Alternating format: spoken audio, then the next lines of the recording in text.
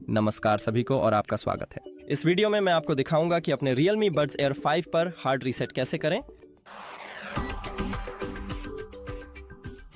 आपको सबसे पहले अपने ईयरबड्स को चार्जिंग केस में रखना होगा और उसके बाद ठीक यहाँ नीचे हमारे पास ये कनेक्शन बटन है। इसे दबाकर रखें जब तक कि ये तीनों लाइटें हरी और सफ़ेद रंग में चमकना शुरू न कर दें। तो सबसे पहले सत्य मीडिया पेयरिंग मोड में जाता है और अब ये सफ़ेद रंग में चमक रहा है और फिर ये हार्ड रीसेट करेगा।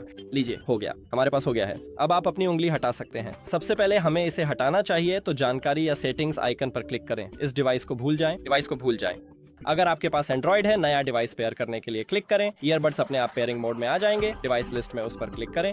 हमने कर दिखाया। इस वीडियो को देखने के लिए धन्यवाद। अगर आपको यह मददगार लगा हो तो कृपया चैनल को सब्सक्राइब करें और वीडियो को लाइक करें। यह हमारे लिए वाकई बहुत महत्वपूर्ण है। फिर मिलेंगे।